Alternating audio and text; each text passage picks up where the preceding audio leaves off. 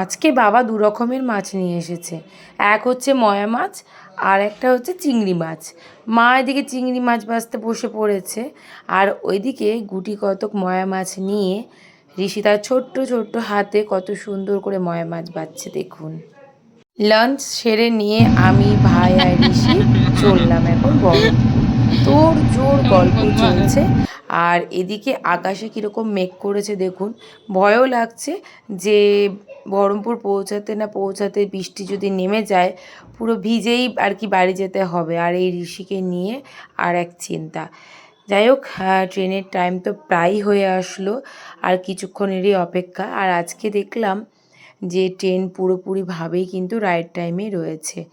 তবে এই সব কিছুর মধ্যে আকাশটাকে কিন্তু খুব সুন্দর লাগছে। আর ঋষি দেখুন কত গল্প করতে করতে তার মামার সঙ্গে চললো। হাজারো প্রশ্ন, আর এই হাজারো প্রশ্নের উত্তর কিন্তু তার মামাকে দিতে হচ্ছে। আমরা প্রায় জীবন্তীর কাছাকাছি চলে এসেছি, মানে আর কিছুক্ষণ আর কি রাস্তা। কিন্তু মেঘ কিন্তু বেশ করেছে। শুধু ঠাকুরকে প্রার্থনা করছি তাড়াতাড়ি বাড়ি যাই। বাড়ি এসে ফ্রেশ হয়ে ঠাকুরকে দেখালাম সন্ধে, আর এদিকে ঋষির জন্য দুধ জাল দিচ্ছি, আর এদিকে আমাদের জন্য চা বসিয়ে দিয়েছি। বাইরে খুব বৃষ্টি হচ্ছে, আর এদিকে ঋষি তার পাপার সঙ্গে গল্প করছে। আমরা এখন দুজনে চায়ের কাপ নিয়ে বসে পড়েছি, দুজনে চা খাবো বলে, আর তিনজন মিলে গল্প করব বলে। বাইরে বৃষ্টি হওয়ার জন্য অনেক কাজই কিন্তু আমাদের করা হচ্ছে না। কি করব, চা খেতে খেতে তাই গল্প আর খুনসুটি চলছে। এবার কিন্তু যেতে হবে রান্নাঘরে রুটি বানাবো বলে।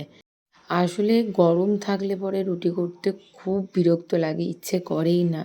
আর যেহেতু বাইরে বৃষ্টি হচ্ছে, রুটি করতে কিন্তু একটুও কষ্ট হচ্ছে না। আমার আজকে রুটি করতে একদম ইচ্ছে করছিল না। তো যাই হোক, বৃষ্টিটা নামলো বলে বেশ ভালোই হলো। রুটিটা ঝটপট বানানো শুরু করে দিলাম। আর তরকারিটা বানাতে হবে না, ঋষির পাপা বললো বৃষ্টিটা একটু কমলেই সে যাবে গিয়ে তরকা নিয়ে আসবে। একটা কাজ কিন্তু আমার কমে গেছে। রুটিটা বানিয়ে নিয়েই ঝটপট এখন বসে ভাই, আমি, ঋষির পাপা আর ঋষি, আমরা চারজনে করব গল্প। আর এইদিকে দেখুন আর একজনের কাণ্ড, বাচ্চা ছেলের মতন হামাগুড়ি দিয়েই বেড়াচ্ছে। রাত্রে শোয়ার আগে প্রতিদিনের মতন আজকেও ভিজিয়ে রাখলাম চিয়া সিড আর ফ্লেক্স সিড। আর তারই সঙ্গে সবাইকে জানালাম good night and sweet dream.